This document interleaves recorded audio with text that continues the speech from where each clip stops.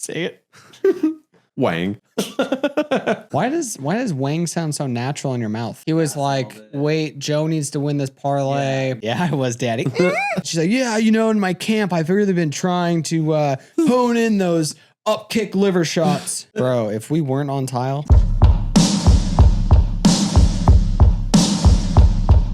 Welcome back to MMA Mathletes. My name's Sean. This is Joe.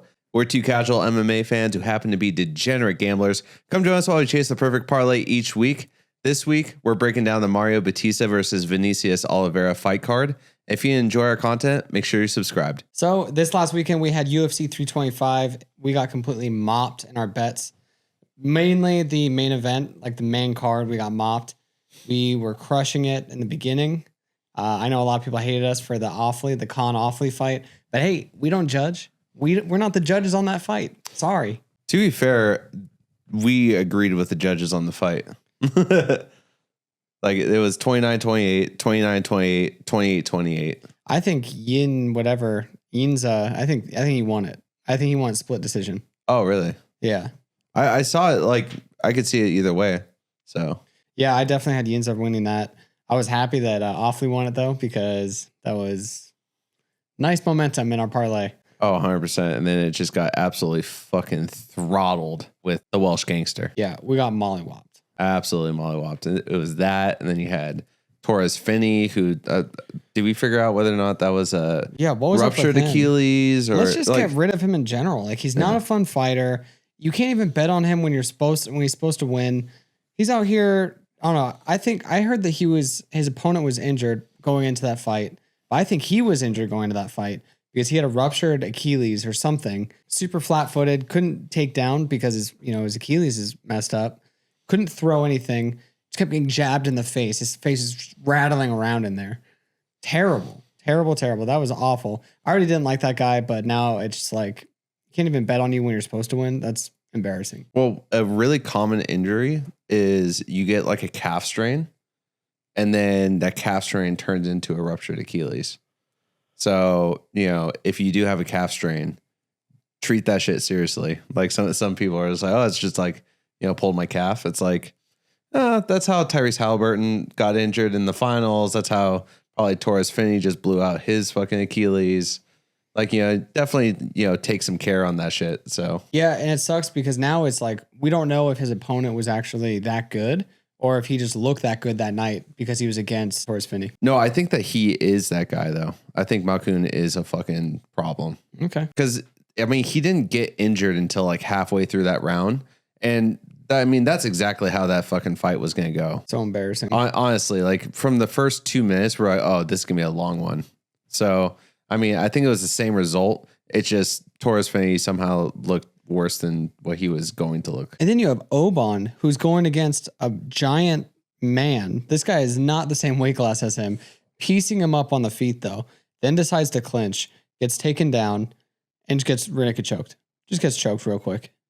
What the fuck was that? You were talking about him dealing with like a personal tragedy or something like that? Yeah, like his dad wasn't able to go and be with him. It was his dad's birthday. It was like all these signs like this guy should be locked the fuck in for this fight. And he looked locked in, but then the ground game, I guess, like was just way too much. Maybe he was, I'm not trying to put words in his mouth or anything or give him excuses, but like maybe he was like a little bit blinded, like where he was just like, I'm just going to try to like, rip this guy's head off type of thing, where it's just like he wasn't fully just locked in the sense of like we're gonna go to the game plan, do all this stuff. It was more emotional than that. Oh, maybe. Also interesting about the game plan thing. What's his name? Quillian? Killen. Yeah, he comes out and he just has no game plan. His game plan is just to fight this guy. Goes in. We're all thinking he's gonna knock this dude out because of the head kick that he had against Nazareth. Goes in there, takes him down, and just submits him. So sick. Oh, I think that Killen, that's a great game plan, honestly, to have, to just kind of trust your instincts, especially if you know that your stand-up's good, that your grappling's good. You're like, hey, whatever is going to happen is going to happen, opposed to trying to force the issue. That's similar. I would assume John Jones has kind of that similar structure to his game plan, where he's like, I'm comfortable anywhere this fight goes, and we're just going to let it flow, and whatever happens, happens. take what the defense gives you type of thing. Good for him though. He's looking better and better each time. He's a problem in that division. Yeah. I mean, he should get someone in the top 15 right now. 100%. I mean, I think on the live stream we said Beneil Dariush, just put him out of his misery, just retire him real quick. And then he's, number 11 at that point. Then he has to go up against top 10. That's spicy. That is spicy. That's spicy. Got Tai Tuivasa. Just doing Tai Tuivasa things. Dude, he was winning that third round. He was like that was his moment. He was rocking him too. And then he just decided to clinch. Super weird. He was like, oh, I know I'm going to clinch, gain my composure, and then I'm going to hit him. The problem is he was clinched, gains composure, and then he never went for the strikes. Yeah. I don't know which one is worse. The fact that he didn't try to get the finish or the fact that Talshin Teixeira just doesn't look as good as everyone's saying he is. Yeah, I thought he was going to look a lot better. Yeah, especially with him being more active of a fighter. I think he's had probably like 3 to 5 fights while Tali's been gone. You know what it was? When he was 18, he had a shoulder injury. Yeah, it's still lingering. So 30 years later, still dealing with it. Yeah, he has a pretty low ceiling, in my opinion. I think, he's probably number 12, between 10 and 12 now. I don't see him getting to top 5. Like anyone above him currently, he's gonna have a serious problem with. But Tai Tuivasa, we could just cut him because at this point he's not getting in the ground game. He's not, he's cutting from 330 to 265 to make weight with 3 years off. Your cutting strategy is wild. Insane cutting strategy. To lose 70 pounds in fucking, let's say you're doing your fight camp and it's 8 weeks. You're doing a fucking 70-pound weight cut in 8 weeks is just so unfeasible. Well, it said at the beginning of camp. So whenever he was starting camp, he might have done a 12-week camp. But even then, that's silly. If it was 60 pounds, that's 5 pounds a week. Yeah, it's still absolutely big, dude. Egregious. But it's just stupid because it's he has no cardio at all. He has no grappling at all. He's just a really good barroom brawler. It's basically what he is. Definitely would fun not. guy to watch. Yeah, 100%. Just definitely don't want to face him. Yeah, I wouldn't want to face him, but 6-fight losing streak, no ground game, no way to come back. He's not going to beat anyone. So I think scrapping Justin Tafa. Why was Justin Tafa's been scrapped? Talking about Junior. Oh, Junior Tafa. He did that last night as well. Bro, Junior Tafa, him and his opponent, they were just walking back after each exchange to the middle of the octagon. What was that? That was so stupid. People aren't treating these things as fights. And then they lose and they go, yeah, that was crazy, man. I don't know how that happened. It happened because you didn't fight. You didn't fight for the win. You didn't get the win. That's how it works. Yeah. I understand the sportsmanship behind it. I respect it if it's a more entertaining fight. If you're someone like Justin Gaethje and Max Holloway was kind of like that vibe where it was they were competitive, but then they also had their gamesmanship together. They understand that they respect one another, which is cool when you see that. But all these other people, dude, stop doing that. Mm-hmm. Also, stop pointing to the fucking ground if you're not going to just fucking throw down. Dude, so annoying. I think that's the craziest thing, to just be like, yeah, let's do this. And then you just fucking evade. I think it's dumb. When you point to the ground, you do what Max does and you sit there and you hold your ground, but you don't point to the ground and you're right here. And then you throw one wild swing. You do one lousy weave and then you dip out of there. Yeah. That's not what you do. That's not how you stand and bang like that. It's stupid. That was so frustrating to see. I saw there was one of the prelims that the guy did it 4 times, and then none of the times did he stand his ground. Yeah, it was lame. The other guy was like, "Yeah, let's do this," and he's like, "Oh, just kidding. I'm circling out. Yeah, I'm good." So stupid, crazy. And then the main event, for instance, that was a lot of sportsmanship against Lopez and Volkanovski. Crazy. Lopez, 2 broken feet. Still fighting that fool. And we fucking noticed that immediately both times. Fuck. I didn't think they were broken, but the second time I definitely thought it was broken. Oh, for sure. It was swelling aggressively. Yeah. But the first time I didn't expect it to be. Beautiful check. He just came out and checked that calf kick. And Sean called it. Sean was like, oh shit, that hurt his foot. I was like, oh yeah, that was a good check. Also, it's easy when you hear it and it sounds like the fucking clap at the end of the round. Yeah. And you're just like, oh God. Like, you feel the pain for Lopez. Second one, when Volkanovski blocks like that and hits right on the elbow, just such a common way to break your foot. Yeah, a common way to fucking hurt your foot in general when you're sparring as well. Yeah. I mean, he's throwing it 100%, but like when you're sparring and you just fucking get the elbow is fucking brutal. Yeah. And then I thought it was funny that Volkanovski, he couldn't get the takedown the whole time. So what he was doing is at the end, he's like, I'm not going to scrap with you. I'm trying to get this takedown. I thought that was so funny. Yeah. And then eventually goes to the ground. They're in some weird, like half sitting up, like 69 north-south position. Yeah. And then he's like, yeah. Yeah, like it was weird. For some reason, when that happened, they like kind of blurted out and they said censored. I don't know what happened there. Mostly in Japan, they were like that. Oh, we didn't talk about Fiziev getting put out. Oh my God. Fiziev got put out and he looked rough. Have you seen the photo of him? No. He said, I got my ass beat. That's literally what he said. Oh yeah. His face is fucked up right now. Dude, I love Fiziev, man. Fiziev's sick, dude. He looks like a surfer. He looks like a surfer, but like he understands when he got beat. Like I respect that. And he got beat. Because there's sometimes when people like do that and they're like, dude, like, you know, every fighter has his day. And they try to be like, well, like if we ran it back, and he was like, dude, I don't care. Like right now, I fucking hurt. Bro, if we weren't on tile. Yeah. Yeah, seriously. So you have Fiziev, but the Dan Hooker fight. Dude. BSD. Holy, does that guy have heart and no hands? He looks incredible when he's on pads and stuff. He goes in there. When he swings, oh man, he has the worst stand-up. Great takedown. Went for the head and arm. Couldn't get the head and arm. Went back to ground and pound. Beautiful technique. He saw they're about to step in and he goes, you could see it in the fight too. He's about to stop ground and pound and go back to the head and arm. And then Herb's kind of stepping in like he's going to stop it. He's like, oh, okay, the ground and pound's definitely what you like. So he goes back to the ground and pound, gets it done. Beautiful. I love the TKO. You know who else loved the TKO? Paddy Pimblett. Paddy Pimblett made a video and he was basically saying how happy he was that Dan Hooker got put out. Fucking A. Dude, their rivalry is so funny. I mean, it sucks because obviously BSD should fight Paddy next, like, you know, move up the ranks in that whole thing. But I would really like to see this Dan Hooker, Paddy Pimblett situation happen. If they did that, though, that would be Dan Hooker's retirement because Dan Hooker's not beating him. And Dan Hooker, I mean, he looked great in the first round. Yeah. I give the first round to Dan Hooker. He did such a good job of distance management. Beautiful kicks. Every single time BSD was trying to come in, he's like, okay, no worries. I'm going to hit you with that stabbing teep. Okay. Like he punched them every single time he tried to enter into the void. And it's just like he worked perfectly on that. Yeah, so sick. And then second round happened.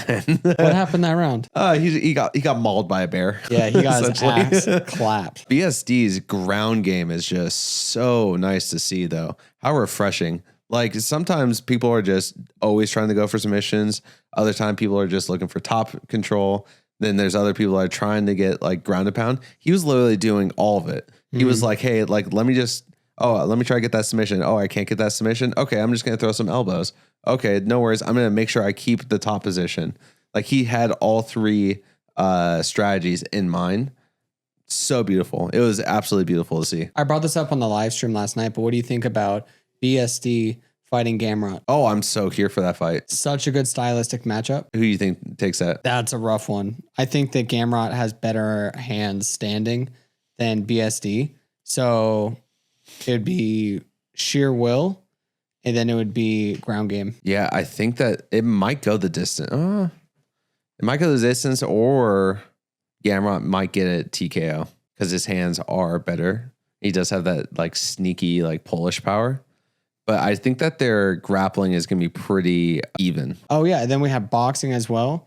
For all the Patreon people out there, I think we did pretty well, except for the main event. We definitely didn't get that one. One off, though. Dude, crazy. That's not too bad. Then we had our spicy parlays as well. All of that stuff is on our Patreon. Our Patreon is MMA Mathletes. It's only $1. And you get our spicy MMA picks, our spicy UFC picks. And then you get our boxing picks.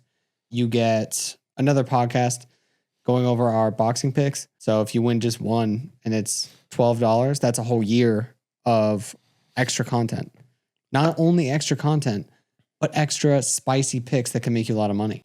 Yeah, and just overall degeneracy. I just want to take the time to know that my parlay was perfect for boxing. My picks. I mean, it just sucks because Shakur is like, honestly, like the Dagestan wrestling equivalent of boxing, where it's just so boring to watch. And he's going to win it, but it's not in an impressive fashion. Like, I didn't see any shots in there where I was like, ooh, he fucking put him like on skates. Oh, you know, like Teofimo is definitely in trouble. It was just, oh, he defended better. He did a couple counter shots better. You know, like it didn't, like, I wasn't impressed is I guess what I was going to say. Yeah. What about you? Teofimo, his walkout just started the fumble. That was such an embarrassing walkout with Jabberwockies. And then he tried to dance with it. And it was, oh, God, I got such bad cringe from that. I think he just went into it just cringy. So, I mean, Shakur, watching his YouTube, watching him train for this was insane. So I give it up to Shakur. Shakur definitely did a good job. We have a little bit of fight news. We have Justin Gaethje versus Ilya at the White House. Is it official or are they still in talks? I think they're probably going to still be in talks for a minute, but who do you think takes that? Oh, Ilya's going to have to take that. There's just no... I mean, I love Justin Gaethje, man. And it might be an interesting fight if he could catch Ilya with something. Maybe even just one of his leg kicks. Because we've seen that has affected Ilya in the past. But beyond that, like, just... What, you going to bet against Ilya? That's just a stupid bet at that point. That's insane. That's an insane bet. It's going to be crazy because a lot of people's Mount Rushmore for that division is just all going to be Ilya's knockouts. Well, seriously, I mean, right now, he's racking them up, man. Dude, the amount of knockouts back to back, he's coming for everyone. But the thing is, it's the strength of schedule with the knockouts. If he knocks out Justin Gaethje, dude, look at the last, you have Volkanovski, who's been the champion besides Ilya Topuria for the last, 6 years, 7 years, 8 years, something like that. And then he puts out Max Holloway. Max Holloway was the champ before that for like the last 5 years or whatever, 4 years. Then you have probably not 4 years, probably 2 years. And then you have Justin Gaethje, who's been a fan favorite, one of the GOATs, one of the best to not get undisputed gold. He would put him out in this scenario. And then you also get him putting out Charles Oliveira, who also was recently a world champion. Like, that's just, what a fucking, that's a resume right there. That alone is retirement worthy. Yeah, like that puts you in top 5 at least. Because think of anyone else. The only person that has that kind of strength of schedule would be John Jones. But he's not really putting everyone out. He's just beating them. I completely agree. At what point in time? So if he knocks Justin out, how many more legends does he have to knock out before you consider him the pound for pound greatest? Honestly, if he was to put out Islam after this, he would have to be. I think you retire if you're Ilya. You're good. Yeah, but it's just, the thing is though, is it's pound for pound. Ilya is massive compared to him. Islam's massive. What did I say, Ilya? Yeah. Islam. Islam is massive compared to Ilya. So, Islam's going to have a huge advantage and stuff, but pound for pound, you know what I mean? So Islam coming down to 155 and challenging would be one thing, but him to go up to 170 and challenge, that wouldn't be pound for pound. But if he was to put him out at 170, that would make him the greatest. That would make him the greatest, yeah. Right? There's just no debate. You can't argue that. That's undeniable. That's just that would be undeniable. That's undeniable. He's the greatest of all time. The undeniable Ilya Topuria. If you put out Islam, that mystique, when you go back down to 155, who's next? You know what I mean? No one. No one wants that smoke. He's going to be like that guy where he doesn't fight for 2 years because no one wants to fight him. Yeah, 100%. I mean, Arman would be the only one that would be like, I can do it. Puts out Arman. Yeah, he. I mean, if he's putting out Islam, he's definitely putting out Arman, right? And now we're down this dream rabbit hole. Yeah. I mean, that's dream scenario. I mean, my chips are all in on Topuria right now, though. I'm super high on Topuria. Also, dude, did you see that new training footage of McGregor? He is so back. Dude, Mystic Mac is back? He is so back. Oh, man. But, I mean, who is he going to fight, though? We just have so many people to go through for him to fight. I just don't know. A lot of people want him to fight silly people. Like, a lot of, like, why would you have him? Diaz back. Yeah, why would you have him fight Nate Diaz? That would be a dumb fight. Yeah. I would hate to see that fight. Yeah. At 170? Yeah, you definitely just need a blend of competitive, but also legacy. Relevant. Yeah. Yeah, there needs to be some relevancy there, especially if he's going to, like I was saying the last time, if he's going to stay in the fighting game, he needs to have someone that puts him on track to continue fighting. If it's a one and done, then we can start talking about those, but I don't want to see a one and done. Yeah, if he's coming back, he should be coming back. I think it's interesting that they're doing Gaethje versus Ilya, because I think that Gaethje versus McGregor would be a much more even fight, but also would be a more entertaining fight for us to watch because of how even it is. That would be fun. And it would have been America versus Ireland, and like you have all these other things. And then Gaethje also gets his payday. You know, he's been wanting to fight McGregor for the longest time. Mm-hmm. You know, what do you say, like, sign the line, fat ass, or something like that? When he was like talking mad shit to him. Yeah. I think it was after the Poirier fight. I think when he knocked out Poirier, that would have been fun to see that go down.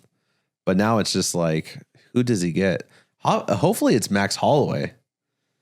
Honestly, him, Max Holloway, White House, and then whoever wins that goes up against Topuria. Or we're assuming Topuria, but does he have enough time, enough turnaround after the Oliveira fight, though? Depends on how good he does against Oliveira, huh? Because we're not going to see. I want to see like Max not injured as shit. The Oliveira fight is in March, right? So if he was to put him out, or let's say he just leaves unscathed, that's like 3 months. Let's say it takes him like a month to recover from injuries. You know, worst case scenario on that. Then you train for 2 months at that point. The weight cut's not as hard because it's not 145, it's 155. You think that McGregor's going to go 155? I think he goes 155. I think he really wants 170. You think he really wants against Joaquin Buckley? Against Islam? Dude, that's not happening. I don't think it's good to just give him a champ fight. Yet, the storyline and the fun, it's a relevant person, very competitive, at a weight class that he can make easily. Not killing himself. We'll see the biggest, baddest McGregor. I think that if they're going to do anything like that, it would be him versus Ian Gary. I think that would make the most sense, because then you get like kind of like the Anderson Silva, Israel Adesanya type of thing, but a little bit different because McGregor is still in it versus I feel like Anderson Silva was kind of like out of it.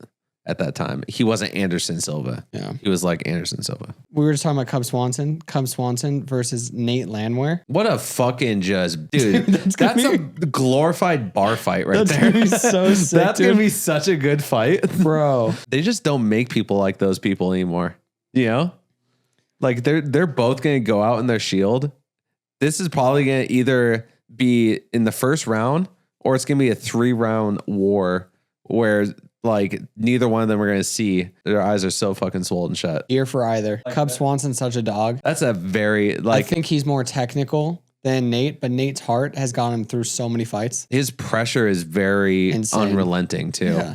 But Cub Swanson also has good pressure as well. So it's going to be interesting. Power as well. You can get it done. You have Steven Asplin versus Vitor Petrino. Dude, that's an interesting fight. March 14th. I'm riding with Steven Asplin. Until he gets put out. I'm riding with him too. Well, the thing is, he throws straighter punches. Vitor throws looping punches, and straight punches work better than looping punches. I'm a big fan of Steven's elbows. Oh, yeah. I think he's just a very active fighter, especially for being in heavyweight. Mm-hmm. Like his hands are always occupying space. So it was announced that Lerone Murphy versus Evlov for London. Yeah. Who takes that? This is his biggest test for wrestling. I really want to say Murphy, but I think it's going to be Evloev, unfortunately. If Evloev can take out Lerone, then it is what it is. I think that Diego would have taken out Murphy because of how well Diego is against Evloev. Mm-hmm. I think that he would have done the same thing to Murphy. So if Evloev wins, immediately he should go against Murphy. Well, when his feet heal. But Evloev should go up against Evloev should go against Lopez. I would like that and then make that a title eliminator. I mean, he almost got put out by him previously. I just really want to see Evloev get put out by Lopez. I just love Lopez. I was sad to see him lose, but I was so happy to see Volk win. Yeah, it was very bittersweet. So there's a guy you need to look out for. I watched him on the Contender Series. This guy's a fucking dog. His fight just got announced against Phil Rowe for the 21st of February. His name is John Paul Lebsanani, I think. Dude, this guy is a fun fighter. Oh, yeah? Dude, he thuds with his hands, and then he's like fucking super black belt jiu-jitsu. Super black. Yeah, like, dude, no, like he like trains black. No, like he's like one of those guys. So like, I think this guy's gonna be an absolute fucking problem, and that's gonna be super interesting fight. So something How to does look out fight for. end on the Contender Series? Oh, he put the guy out in like the first like 45 seconds or something like that. Well, you heard it here first. Yeah, it was like an overhand right. It was vicious too. I'll see if I can find it really quick because like remember that he's a fucking grappler. Boom. Golly. Dude. Oh, I remember him. Yeah, dude. Yeah. He went, he was getting So- reposted a lot back when he did that. Dude, I watched that live and I was like, oh God, this guy's going to be a fucking problem. So So sick. I'm so excited to see him fight. Jasmine Lucindo suspended for 9 months for testing positive for mestroline, some illegal drug. So Mestraline. mestroline. Let's see what it is, but she's suspended for 9 months. Mestroline is a oral anabolic steroid. Oh, okay. So she tested positive for an oral anabolic steroid. I wonder what happened there. I don't know. 9 months suspension though. That fucking sucks. It does suck, but it is what it is. Don't take steroids. I don't know if it was a tainted supplement or she didn't know, but either way, you're like at that level of an athlete. I just don't understand how you get tainted supplements anymore. They have Thorne now, which is their supplement brand Yeah. for the UFC that they do all of the stuff for them. Shameless plug. No, I'm just kidding. Yeah. So that's actually our sponsor of the day. Yeah, like that's their, like they're sponsored by them. Even that, if you want to take other stuff, why are you taking black market shit that's going to be cut like that, you know? Yeah, there's way better shit out there, guys. Yeah, like you're what are you using, like Amazon from 2001 to get your fucking supplements? Like what the fuck are we doing here? There's just no excuse at this point. They have no next day. Yes, on 2001 Amazon. Yeah, apparently. Like what the fuck are we doing here? All right, before we get into this week's fight picks, we do go live on Kick, Twitch, and YouTube every Saturday. We'll be live reacting and live betting to all the fights. So whether we win big or lose big, you don't want to miss it. First up, we have Claudia Segula versus Priscilla Cachoeira.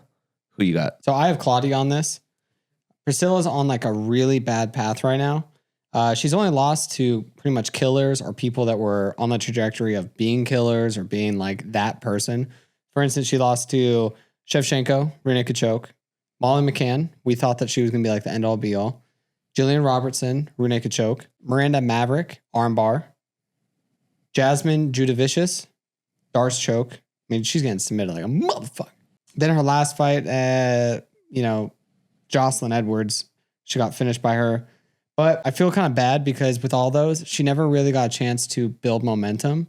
It was like she kept fighting killer after killer. So she never got the feeling of stepping in the octagon and being like, let's fucking go. She's kind of stepping in the octagon like, is this person a person that's going to be the next big thing? You know? So she keeps getting like put out, Rina choked, knocked out, whatever. She keeps getting finished by these people. So I feel kind of bad. But Claudia, she's 10 years younger. She has a decent stand game. And if it doesn't stay standing and she goes to the ground, I mean, this girl, Priscilla, has been submitted by a lot of people. So apparently her ground game's not all that. And Priscilla either gets submitted or it just goes the distance. And I just think Claudia's going to win. I also have Claudia. Claudia, first of all, has the Polish power.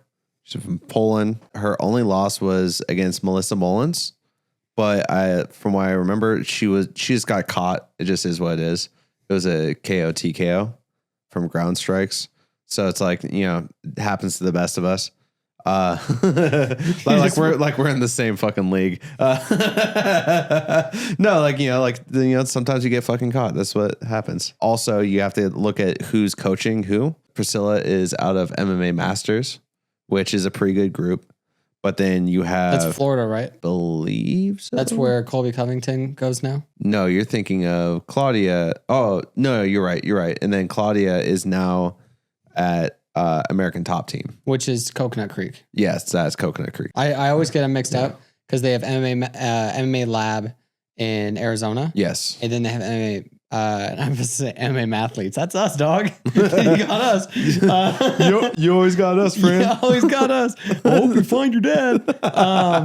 So they have MMA Masters in Florida. Yeah. And so Colby Covington, when he got kicked out of American Top Team, that's where he went. Oh, okay, gotcha. And that's where he trained for like a lot of his fights. And he lost a lot of those fights because American Top Team is the top. Like, they're so fucking good. Honestly, I don't know. I think where he went wrong was his like mental. I think that he did a good job promoting himself because he needed to go like, I need to promote myself so that we can get this fight going, you know, and get this career going. But when he did that, he created this like monster of an image that everyone hated. And I think that got in his head. I think he should have gotten a sports psychologist to help him with that. Because that's when you see him break under Usman. The second fight was like, they only fought twice or 3 times? Twice. They fought twice. Second fight, they were in Madison Square Garden though. And he went out there like defeated. First 2 rounds, he was getting his ass stomped out. But then like the third round, halfway through the third round, he was like, oh, I think I could take this. And he starts like putting the pressure on Usman. Yeah. And then he starts actually turning it up. I was like, oh shit. Yeah. You know, like, why didn't you just do that from the beginning? You probably would have won this fight. And then after that, he just slowly started like fucking around with all this like shit talking and doing bad in fights. And it's sad to see because he could have been something real special. Oh, 100%. 100%. But to get back to this fight. Oh, sorry. No, it's all good. All tangent. But like with American Top Team, they're just so good at churning out these people. Matt Brown. But, yeah, like they just, everyone that they put their chips with are just moving up the ranks. Mike Brown, not Matt Brown. Yeah, Matt Brown is. Yeah. Mike Brown is. Or if you don't feel comfortable, I would definitely do the over. I think this is going to go all the rounds. I think that it could definitely get a submission though because of the ground game. I think there's a huge ground disadvantage for Priscilla. Like if she gets caught and she's like, oh, I can't finish her right now with strikes. And she does that weird shell thing and she gets her back, she might just choke her out. Armbar, anything like that. I definitely agree with that too. Definitely can get caught, but I mean, I just see this being mostly a striking match. Yeah, 100%. Next one up, we have Muin Gafarov versus Jakub Vikwac. Who you got? I have Jakub on this one. I was really impressed with his fight against Patchy Mix. I thought I was expecting less of a fight. And he brought the fight. He's like a big jiu-jitsu guy. So I thought the ground game was going to be his only thing, but his heart and his hands weren't that bad going into that fight. I think Muin, he is a very slow-paced fighter. I don't know, man. He just throws like a lot of overhands, tries to wrestle. I think that Jakub's got this one, but if you don't think so, definitely the over. All day the over. I see this going decision Jakub. What do you have? I have Muin. I think that Gafarov is, I think he just had some bad luck with some fights that just didn't go his way. He's won his last fight. I think it's a start to him potentially getting a footing in the UFC. This is his 4th UFC fight, I believe. He lost the first 2 and then he finally won third one. He was good enough to apparently, like, it was a canceled fight, but he was supposed to fight Mavzar a couple years back. Mavzar would have smoked his ass. Well, yeah, but I mean, that's apparently like the caliber of fighter. And by smoked his ass, I mean wrestled a lot with him. I mean, I just trust him to be a little bit better on engaging the stand-up. I think that he's going to be able to crack shots a little bit better than Vikwac. I mean, if Viklox does get him in the ground, I think it's going to be a different story. But I think that Gafarov is good enough to keep it standing pretty much the whole time. And I think that he'll win most of the exchanges. I feel like all he has is that low kick and the overhand. So I think it's going to be a lot of standing in front of each other, figuring each other out, and then not a lot of shit happening. I think the over on this all day. Yeah, I actually have it as Gafarov or over. So. I think the over for sure. Okay, we can do the over. Yeah, I think this is going to be over 2.5. A boring fight. Boring, as you say it. Next, we have Wang Kong versus Eduardo Mora. Who you got? Unfortunately, I do have Wang on this one. Oh, man. I wish she would be a worse fighter, but she's so good. I hate that she shows up in that stupid ass Joker makeup. I think it's so cringy. It's so embarrassing. Every time I see it, I'm like, oh, God. I actually avoid learning her name just so that I don't have to engage in that. I hate that shit. She comes out there with the Joker shit on. So cringy. Anyways, you know what it reminds me of? It reminds me of those guys that post the lions, like a lion photo. Oh, yeah. And then they're like, some shit like, quote. Always be hustling. Yeah, always be hustling. Yeah. Yeah, that's exactly what. So you're saying that you love Wang, though? I don't like Wang, but I like her for this fight. So in certain moments, you love Wang. You know, I don't love Wang. You're not going to catch me on that. Yeah. I'm not slipping. All of Wang's losses have come from submissions. That's like the only way Mora is going to win this fight, I feel, is by submitting her. So we could see that happening, but I don't think so. I think she's going to sit there and try to box with her, which is going to be silly. Doing a stand-up fight against Wang. Wang's literally going to kickbox with her the whole time. She has sneaky kicks, like that sneaky side kick she did. She was doing this thing where she was chambering her kick, and she would kick in the stomach, and then she would chamber her kick, her side kick, the same way, but instead, when you went to swat down, she would kick you in the face. She's just so crafty with her kicks, like Stephen Thompson kind of. I think Aguarda's going to sit there and try to box with her. Very dumb, but I think she's going to do it. Wang's last two fights, I mean, she beat people, it was pretty competitive. They were against Aaron Lipsky and then Bruno Brazil. I don't see Wang KOing Moira. So if anything, is going decision. So if you don't think so, bet the over. But if you think that Moira is going to win, her only chance of winning, in my opinion, is to take her down, try to submit her. So Kong is going to beat her on the feet. So either decision or KO for Kong, and then the over in general. What do you have? Well, I have Wang. You like Wang? Like Wang? I'm a big fan of Wang. Why does Wang sound so natural in your mouth? I really just enjoy watching her fights. Moira's good. She's a very decision-esque fighter. She does have good ground game, which is interesting because Wang's only loss was a submission. So that's an interesting one.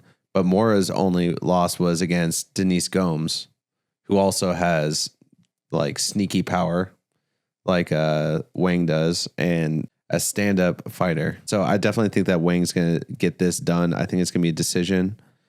Dude, it might be spicy. It might be a little split decision action too. You know, I could definitely see that happening. Where you get that first round is like definitely Wang's round. Maybe takes it off a little bit on the second round where it's a competitive round. And, you know, one person might see it one way. One person might see it the other way. In the third round, Wang comes back because she knows she just needs to get 2 rounds to win. I mean, it might be really spicy, really, really spicy. It could be like an awfully fight. Dude, a majority decision would be fucking wild. That's probably like a plus like 2,000 bet right there. Next we have is Saeed Nurmagomedov versus Javid Basharat. Who you got? I have Basharat for this one. Both fighters coming off 2 losses. They're on 2 fight losing streak. Saeed, his fights were against Bryce Mitchell and Vinicius Oliveira.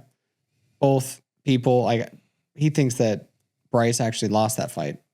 So, did I? Yeah, you said that it was close and that Bryce, you thought that. Didn't you say that? No, I hated the fight because Bryce won. I was irritated with it because I had Nurmagomedov. I was being a label whore. I had chosen him by his name. Oh, gotcha. But Okay, sorry. out here just fucking calling strays at me. I thought that's what it was. Dickhead. I thought that. Okay, well, geez, that, a little too much. that was so mean. That was mean. Jesus Christ. I'm sorry, Truce. No. So then, Basharat, he was against Amon Zahabi and Ricky Simon. Ricky Simon is crazy good, and he hit him clean with a right hand. He covered it, jab, right when he was fully extended backwards. He kept it going with that right hand, just knocked his ass out. But I think that Saeed is kind of a slower pace guy when it comes to like the stand up. And I think he's going to get out pressured by Javid. And I think that it's going to come to decision. And I think he's going to win by decision. I think Basharat by decision because of his pressure, his pace that he's going to put on Saeed. I think he's going to take this one. I also have Javid. You don't want to take it because you're a label whore? Now, Truce. Okay. The thing is that Javid has just fought just really good opponents. Like, I think Ricky Simon is a very underrated fighter in that division. And he's like literally, I mean, he's the only other person to beat Merab besides the current champ. You know, that's how good Ricky Simon actually is. So like, that's not a slouch loss to have. Saeed, I mean, he's supposed to be this touted kickboxer, right? Loses against Vinicius Oliveira, which later on you're going to hear my thoughts about Vinicius Oliveira. All right. But, you know, he loses against him. So his stand-up's not top tier, right? If we're doing MMA math. So no worries, because his last name's Nurmagomedov. So that means he's a, you know, pretty good grappler. Guess what? Psych. That means that Bryce Mitchell just dog walked him for 3 rounds, right? So he doesn't have that good of ground game. Javid is really well-rounded. He's got good stand-up. He also has really good grappling. He's just going to beat him in both areas for 3 rounds, but he's not a finisher. So he's just going to, what? I mean, he just isn't. Like, that's just not his game plan. His game plan is to take it to the decision. You know, that's, I mean, everyone's got their game plan. His game plan is not to knock someone's head off or submit them. It's, hey, like, let me outpoint and let's see if we can take this to the cards. So I think that's what's going to happen. And then I think he's going to get the decision. Next up, we have Bruno Brazil versus Ketlin Souza. Who do you got? This might be spicy, might not be spicy. I have Bruno Brazil. I think that she's more well-rounded. She can take the fight anywhere. I think she's going to take it. Decision. What do you have? Well, Joe, I also have Bruno Brazil. Like, Souza is pretty good. I think Bruno Brazil is really good. Did you say Souza is Sosa? I think Bruno Brazil is a problem in this division. She is very well-rounded. She can take the fight anywhere she wants.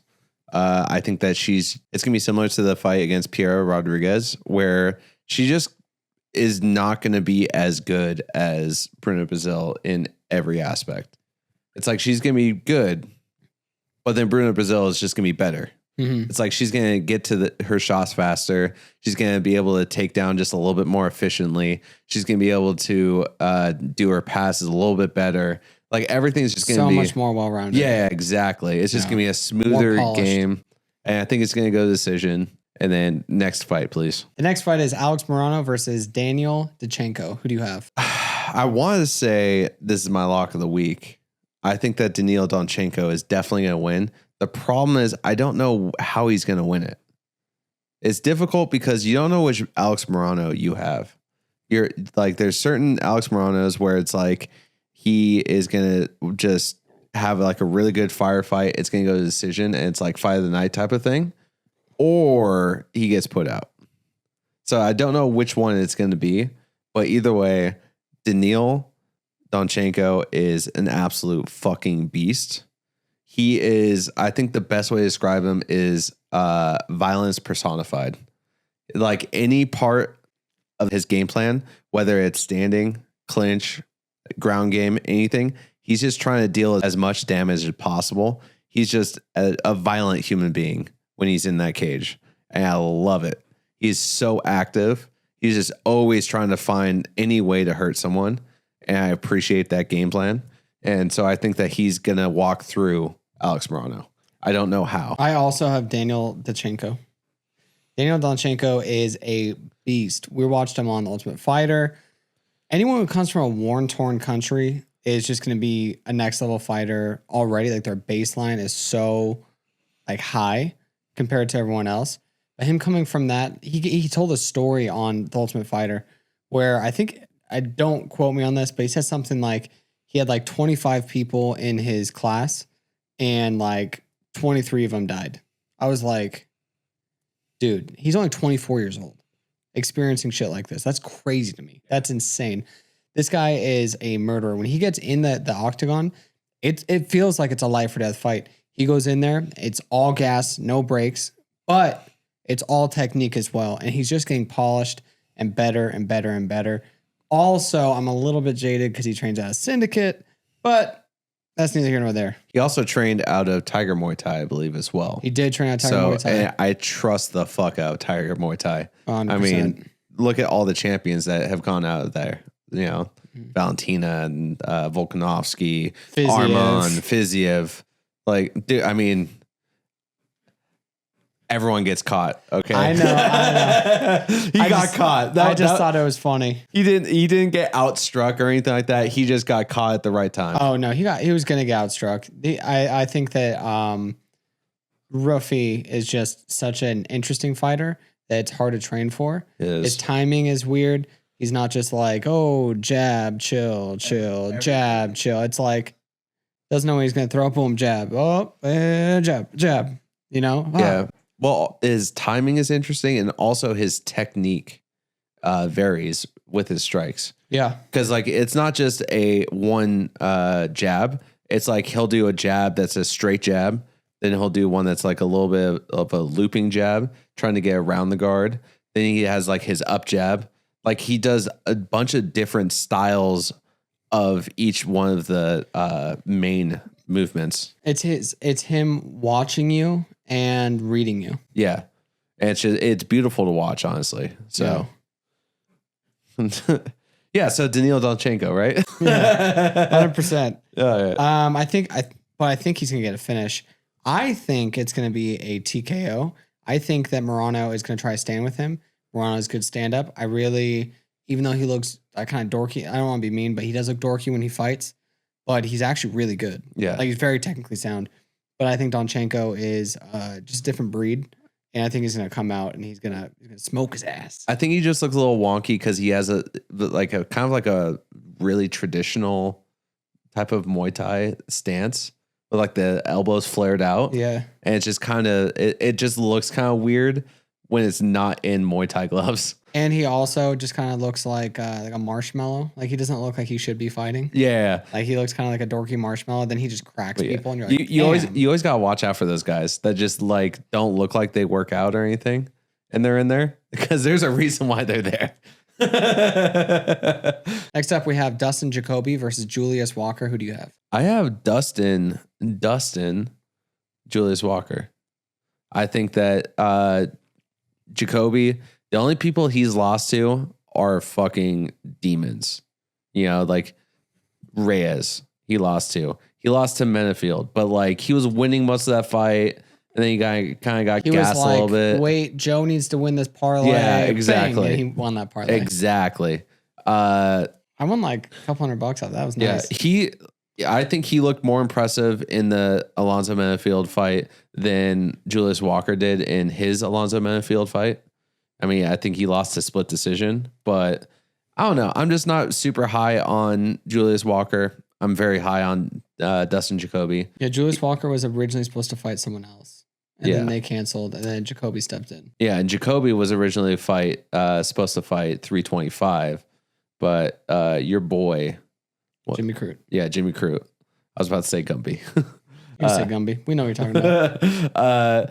He had to pull out, I think, because of an injury. So, I mean, it's just kind of perfect. I think that him having a 1 week later fight camp is not going to affect too much or anything like that. I think that this is definitely a big jump in skill set versus Julius Walker. Also, Dustin's on a 2-fight win streak. Both of those fights were really impressive. So against like good people like Vitor Petrino, That was a great fight. That was so stressful. That was stressful. I called out the knockout. Oh yeah. I was at a bar. I was at third base in Austin. And Yeah, you were. Yeah, I was, daddy. So I was at third base and I was just pounding beers and I just sound like an idiot. And I'm like, oh shit, he's setting up a feint. And I'm just drinking a beer. And this guy's like, no, he's about to get dusted because he's not really throwing a lot of volume. I was like, nah, he's setting up a feint right now. He's about to come in real hard in the second with that right hand.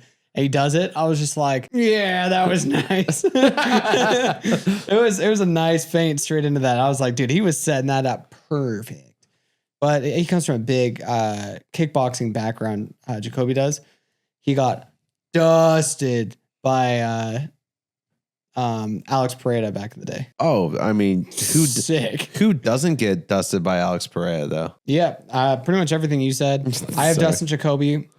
He just did a lot of his fight camp with Trevor Whitman. I think that's insane. His striking is going to be off the charts.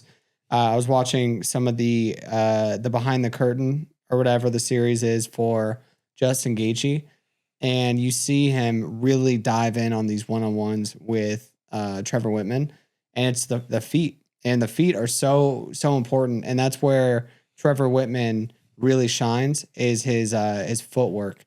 And Dustin wasn't really getting this motion, and he just sat down with him and was like, "This is how you do it." And when I saw him listening, I was like, "Bro, whoever's in front of this fool next, it's gonna be a problem." So I'm excited to see what comes of that. But yeah, I think this is going to be an easy fight for Dustin. No fight is an easy fight, right? Yeah. But especially with this guy that he's fighting, is going to be an annoying fighter that's just going to try to get a decision win. But I think Dustin's going to dust his ass. I agree. And I think that's perfect. Was this your lock of the week? No. Oh, okay. This is my lock of the week. That's your lock of the week? You'll take it. I thought that you were... sorry, I was thinking about the last one you said is lock of the week. My lock of the week is Dustin Jacoby. Dun, dun, dun, dun, by KO. Okay. I'm here for it. Yeah. It's better than your one last week. Oh, he's plus six or minus 1,600. Oh, yeah. Dude, that was crazy, though. Killian coming out and fucking like just getting the, was it rear naked choke? Is that what he got? Yeah. Fucking what? Who was the other person? I was trying to figure it out. Who was the other person that got a rear naked choke?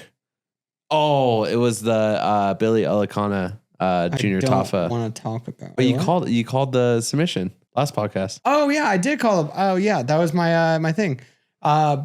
What's it called? Billy Alicanta. I said he was gonna get submitted rear naked choke. He was gonna submit Junior Tafa, and he did. He fucking did. I told you. That should be your lock of the week. That's why you're on here, is so you can get this juicy knowledge. Billy Alicana, rear naked choke, bro. I called it, and it happened.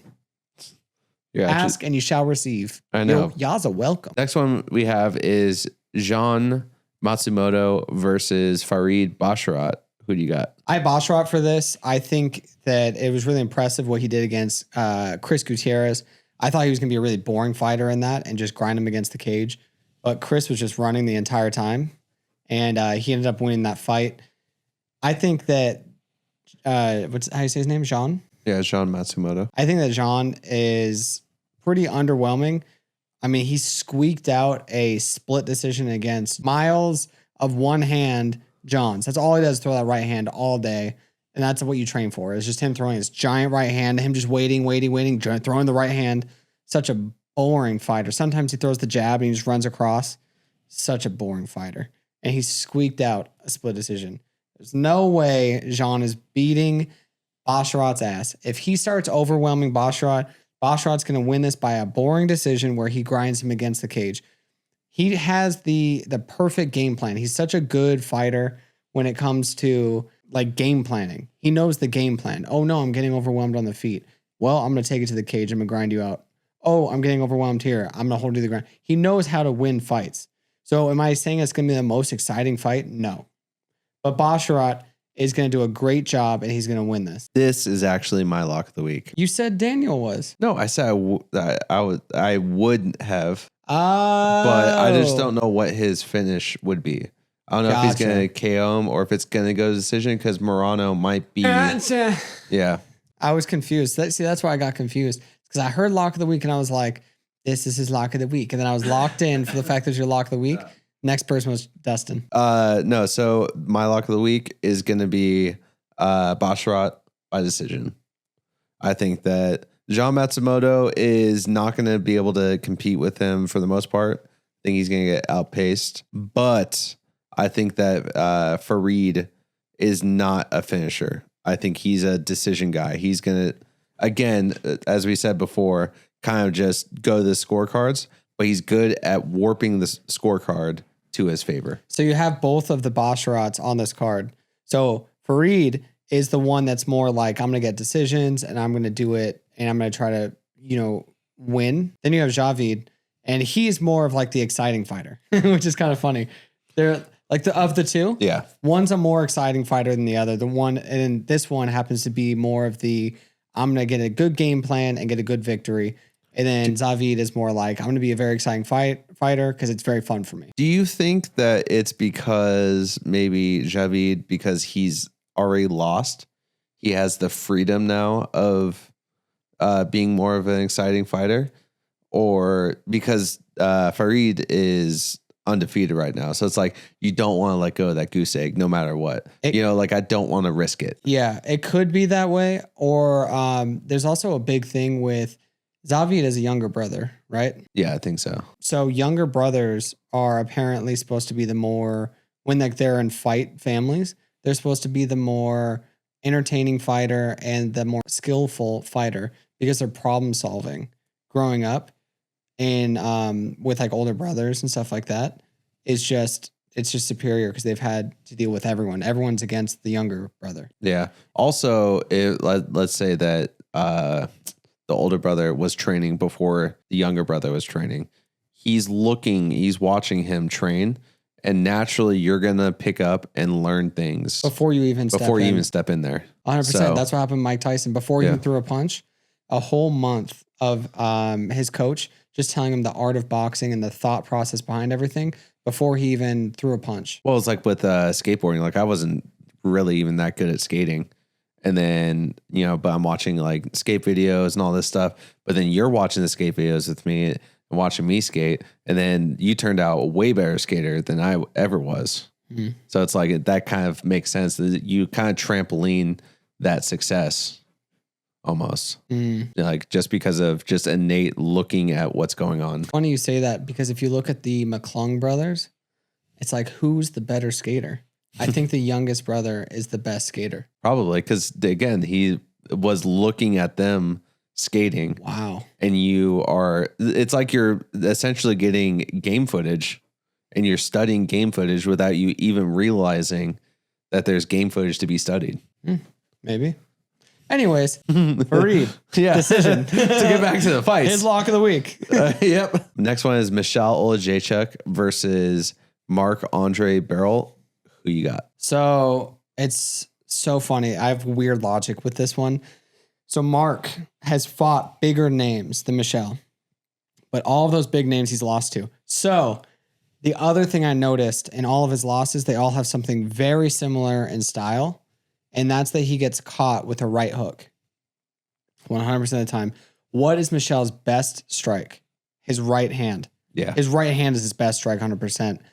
There's a chance, because Mark is susceptible to knockouts and flash knockouts or knockdowns and just stumbling, all these different things. There's a chance we see a knockout on that night and we see Mark get put out. There's a chance. I have Michel money line, but there's a chance that he knocks him out with that right hand. I mean, we're definitely going to put it on the spicy parlay because I completely agree. 100%. Yeah, Olajaychuk has a really good right hand. And, dude, Marc-Andre can definitely get chinned.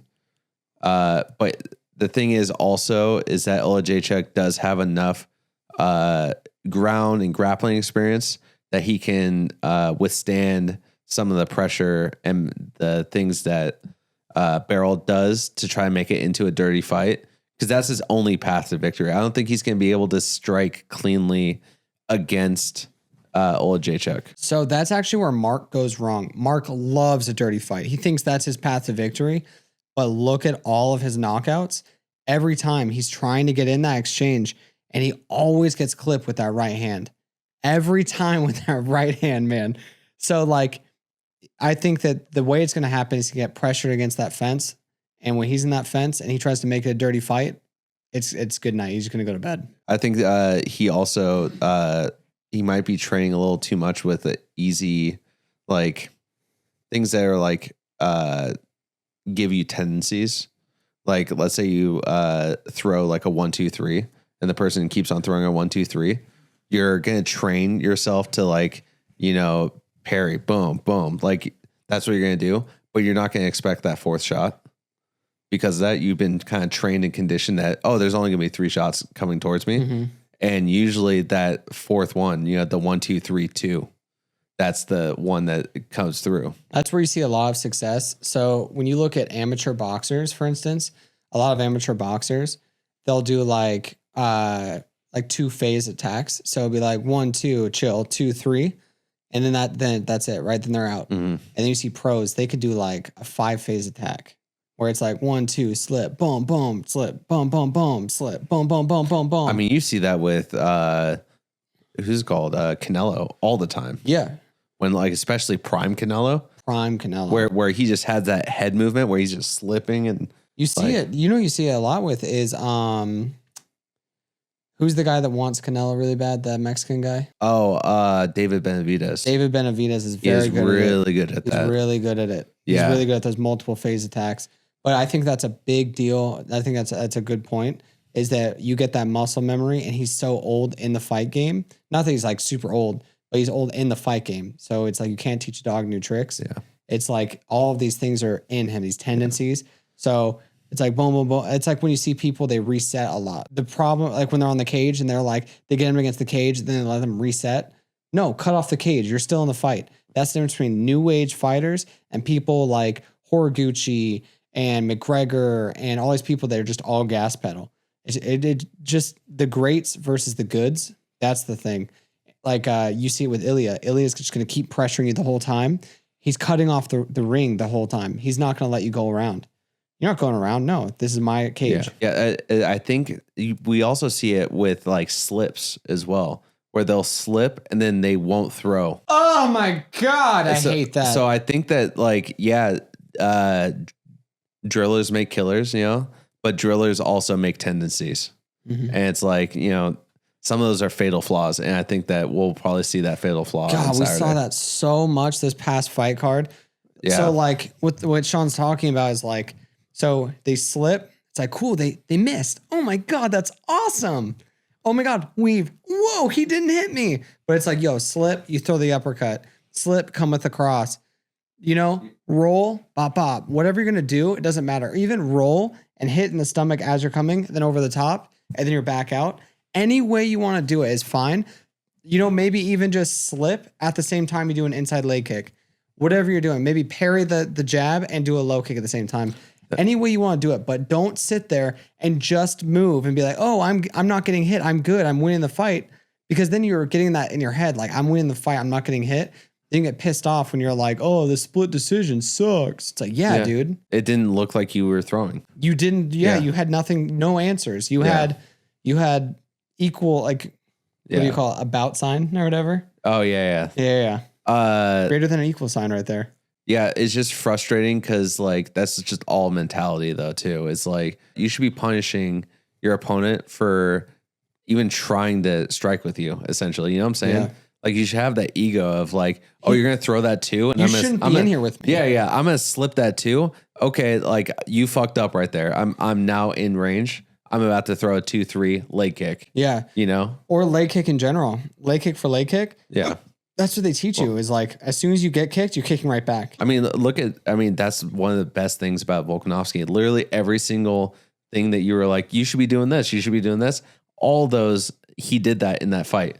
Like he did that roll with the body shot. Beautiful too. Mm-hmm. And it hurt. The thing I liked about it is he did one that you called out in the live stream. You'll see it. I don't know why it was so clean on the video. Like the way they shot it was so beautiful. He did an exchange. And then he got out, or he did a phase of an attack. He got out, did another phase of an attack, and he was able to read in that moment if he should have went in or if he should have left. You see it on his face. He's like, am I good or am I not good? And he realized he wasn't good, hopped out and missed a big left hand.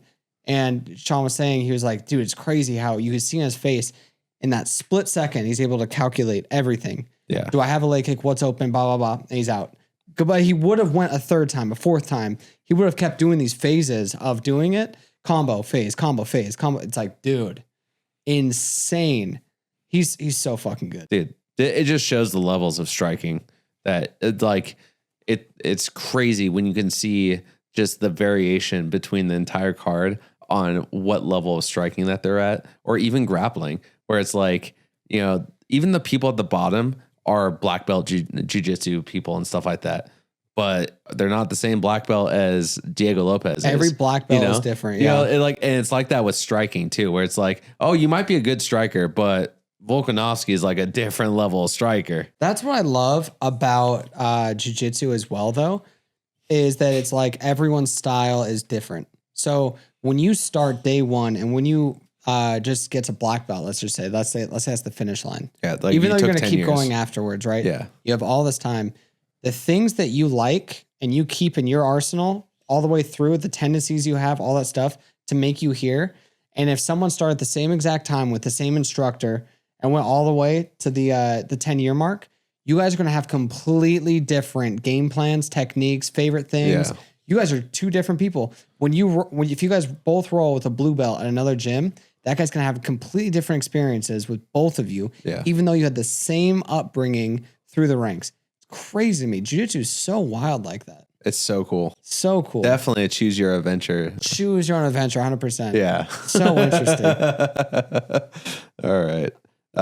So Olajaychuk potentially by knockout on our spicy parlays. We're probably going to put that on there. Maybe. I don't know if you're joining our Patreon for $1. Yeah, seriously. It might be on there. Might be Who on there. knows? You're going to have to pay $1 to see. Next, we have Rizvan Kuniev versus Jalton Almeida. Who you got? So this might also be kind of a hot take, especially because of his last fight. I have Jalton Almeida, even though I know he's short notice. If you watch their common denominator loss against Curtis Blades, two different fights. So Jalton Almeida made a critical mistake, just holding on for dear life against Curtis Blades. Curtis Blades put him out. That was embarrassing to watch, to be fair. I felt so bad. I mean, we lost one of our parlays on that. Yeah, that was hella tough. The only loss we had was him on that thing, and we would have won a shit ton of money. I don't know. I just can't stand it. But if you watch Kuniev versus Curtis Blades shoots him for a takedown, gets him against the cage, works his way to the back of Kuniev. Doesn't get anything really going with that. Eventually gets to decision. If Jalton Almeida gets to the same position that Curtis Blades got to, it would have been done. That fight would have been over. Jalton Almeida is that next level jiu-jitsu guy. Even though we didn't see it against Volkov the way we wanted to, this 6'12" dude on the ground. You know what I mean? It's still, he's not going to be the same league. Jalton Almeida is going to come out there. He's on short notice. So he knows he has to finish it quick. He's probably not going to have the cardio. He's not going to have the endurance. He's going to come out there. I think round 1, round 2, pressure, submission, done. Sean's going to disagree with me, but that's what I have. I mean, we can go with Jalton because it is a toss-up for me. I've been battling it all day. I picked Kuniev because I think that he won against Curtis Blades. I think that was a very controversial loss. I think he ultimately won that fight. You do make some really good points. I do have a point back at you. He's from Dagestan. So we're taking Kuniev? Yeah. No, what's it called? No, you made some really good points about Jalton Almeida. I mean, if he does get in that same position, there's no way. He's going to go for that neck. He's going for that neck. And he's going to probably go to sleep. It's probably going to be a technical submission. Curtis had such a hard time doing it. But look at Tagir, right? Yeah. Against Horiguchi. We were like, Tagir, man, he's going to take that. Horiguchi out here putting his Gucci on him and snoozing him, dude. Yeah. Crazy. That's what happens. Yeah. Seriously. I mean, I think the stand up is going to be so for both of them. Yeah, it's just. I mean, I'm not impressed. There's both two grapplers. So if you think that Jailton Almeida's power jiu-jitsu is going to overwhelm Kuniev, then I'll go with Jailton Almeida. If you think that the Dagestan way is going to ultimately win, then I would go with Kuniev. But we can go with Jailton. It sucks because we can't do the over on this one because I think that if it goes the whole way, decision Kuniev.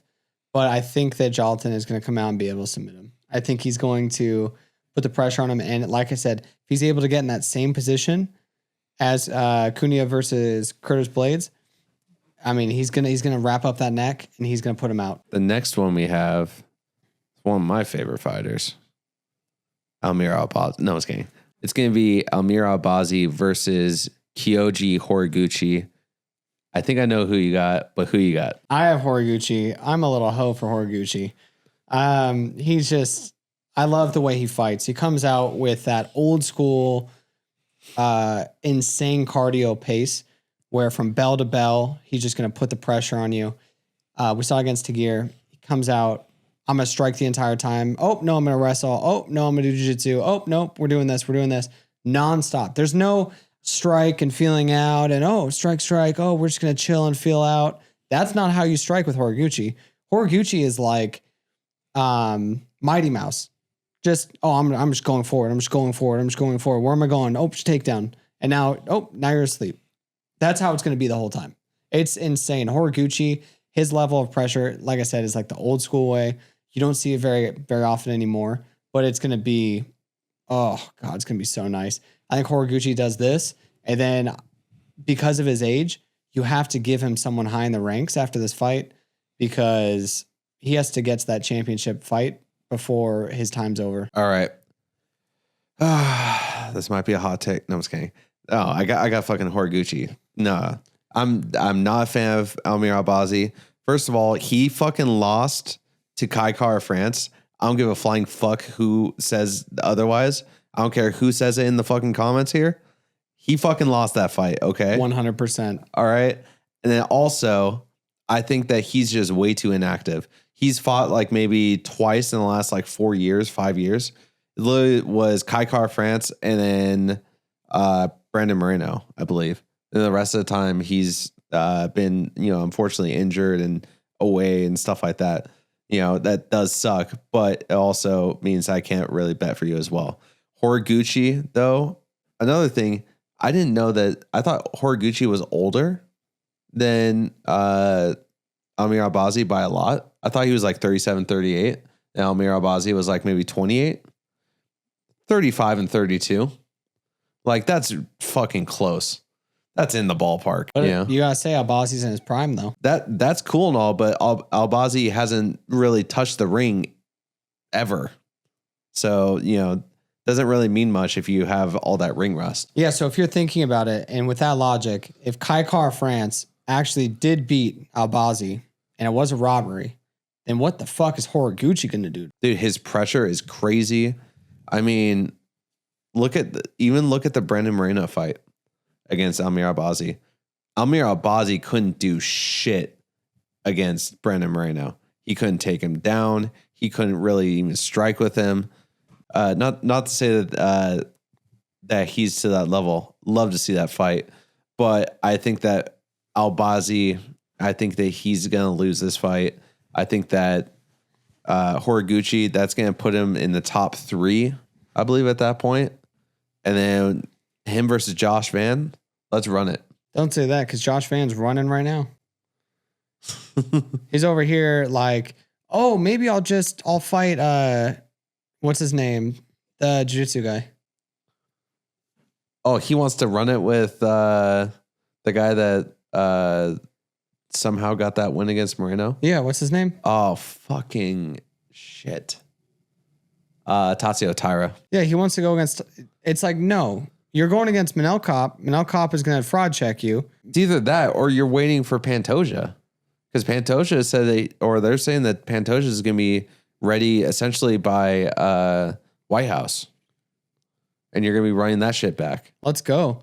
I just thought it was stupid. So like literally, Tai Tuivasa is gonna fight him. Yeah. Tatu Taira, he said, like, let's run at Josh Van. Josh Van was like, yeah, if Titty Boy, referring to Manel Kopp, if he can't make weight or if he can't fight, then yeah, I'll keep you as a backup. And then Tatu Taira said, no, like you get me or nothing, you know? And then I think that they're going back and forth with it, but that's stupid. Don't put Tatsu. Why would you give him a title? That's a freebie. Like if he wins that, that's a title defense that he doesn't deserve. He needs to go against Kopp. He needs to go against people that are actually like Kopp is going to destroy him, and Pantoja is going to destroy him like he was going to do the first time. It's just insane to me that people are like, dude, Josh Van's just that guy. It's like, dude, I've done jiu-jitsu for 36 years. The way he should have fallen is like this. He shouldn't have put his elbow out. Like, dude, eat it. First of all, eat it. Like there's no perfect fight. Yeah. Like everyone makes mistakes. Everybody has those days. Seriously. No, but seriously, like it's so annoying. It's like anyone who's done anything ever, it's like you go and you do, like, let's say you skateboard. When you get injured is when you're just messing around, when you're not taking it seriously. You're taking it seriously, you're not getting injured. Yeah. So like Pantoja, he went out there and he was like, oh, this fall's not going to hurt me, whatever. Then his arm snapped. Okay, cool.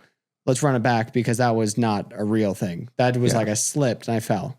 Yeah, it's almost like a complacency thing. Yeah. But it's not like, it's like a subconscious thing where it's like he was like, this fall's nothing. And then he just put out his arm. And just fucking, dude, it wasn't like he was like, oh, I did this. I caught it. I'm going to break his arm right here. Yeah. It's not intentional, my guy. Yeah. Like get off that bus. That's a short bus right there. And don't do that. There's a difference between affect and effect. Yeah, dude. So annoying. Pantoja was about to, that fight was only 30 seconds from getting finished already by Pantoja choking his ass out. I mean, yeah, it's just weird that people were like, yeah, dude, he was like smoking him. I was like, first of all, there's like 20 seconds in this fight. Yeah, first exchange. Also, yeah, like they're doing back and forth shit. Like, yeah, like they're feeling each other out. The fight hasn't even really begun. Dude, that Pantoja shit was so dumb. Yeah. Ugh. The comments, oh my God, they were coming for us. Oh, gunning. Because and then he also has such a big fan base from where he's from that his fan base from where he's from is like, you know. Yeah, they're like hate from Myanmar. And you're like, damn, dude, relax. It's like, dude, chill out, my guy. Yeah. So we got Horiguchi. Yeah. How do you think it's going to happen? Do you think it's just going to be a decision? I mean, could get a submission. Horiguchi looks like he's out here to finish people. I'm and that's another thing. It's how do you get finishes? You make the openings for finishes, and that's what he's doing the whole time. Yeah. Like I was watching the Taporia talk to Joe Rogan, and he's like, yeah, if you could submit someone or you could knock someone out, why would you try to go the full 15, 25 minutes? Why not just do it right away? That, first off, terrifying mindset. And also, he's not wrong. You go in there with that mindset and you're actually trying the whole time, you're going to get it done. And if you could do it in submission or you could do a knockout, it's crazy. That's like 50-50 right there. That's all you're thinking in your head is 50-50 how I'm going to win this. You're not thinking, did I win that round? Did I win this next round? What do I got to do this round? He's like, I'm putting this guy out. Doesn't even matter what happens in these rounds. I mean, the best line about that is when Sean O'Malley, that guy was like, so how do you feel about the judges giving you Aljamain the first round?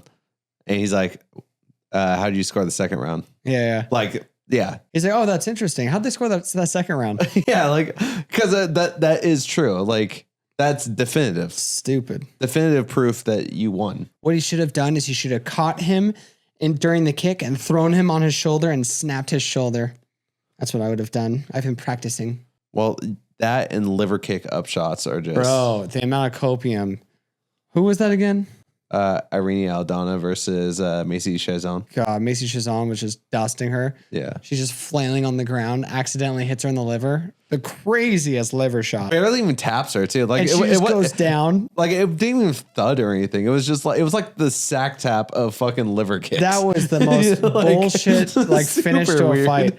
Then she gets on the mic and she's like, yeah, in my camp, I've really been trying to hone in those up kick liver shots. Like, what are you doing? Are you just going up to the fucking heavy bag and just being in a fucking position like that? Just yeah, someone with like a pad on their liver and you just dumb. That was the stupidest interview I've ever heard in my life. I was immediately, because right after that, they're like, oh yeah, and you want the title shot against Nunez? I was like, oh, thank God. She's going to get dusted by Nunez. And guess what happened? What happened? Yeah. I think Nunez dusted the fuck out of her. Yeah, it was bad. Like, oh God, she was so bloodied. We got to the main event.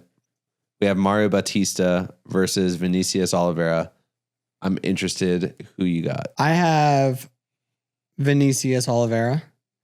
I think that Mario Bautista is a false prophet. I think that his fight against Umar was really good.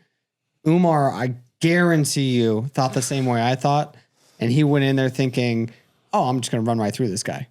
Which I thought Umar was going to do as well, because I've been saying that Mario Bautista is not that guy ever since the Jose Aldo fight.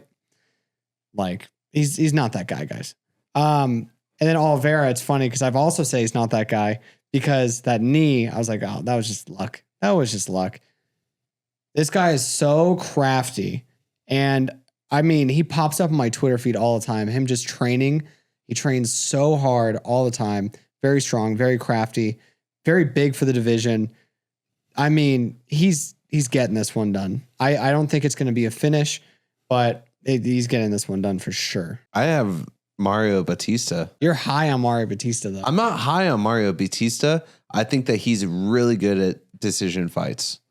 He is really good at getting himself in positions to win those exchanges.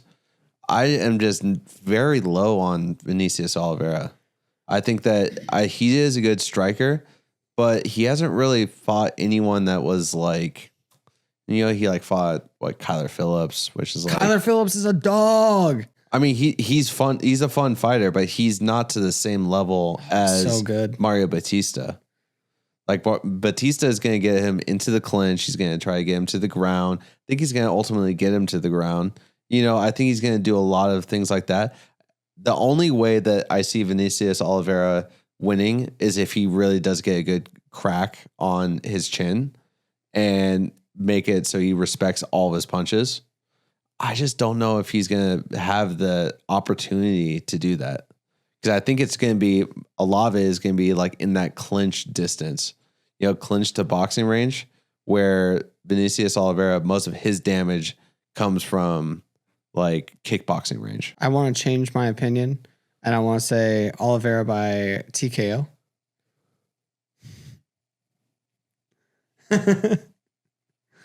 I just think he's gonna get it done, and it's funny because I'm not high on either of these guys. I mean, we could do Vinicius Oliveira. Do you think it's gonna be a decision?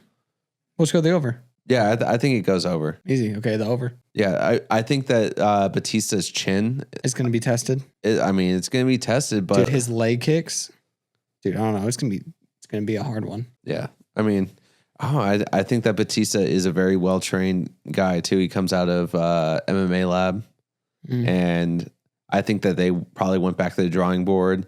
He's like, okay, like, what do I need to do to get better? I think he's just going to do a really good job. I mean, because he was on a wild win streak. He was on like 8 or 9 fight win streak. So I think he's like, we got to get back to that. I don't know. I think that. You think it's decision though? I think it does go the over. All right, then we'll just take the decision on this one. Especially because depending on how they have it, I think that they might have the rounds misleading, where it's like over 3.5 or something like that, which I'll take that like 9 times out of 10. All right, that's a wrap for this week's Fight Picks. Thanks for hanging out with us. If you enjoyed this content, all of our social media is in the bio. Be sure to subscribe, cash those tickets, and don't forget, bet smart, fight hard. We'll catch you in the next card.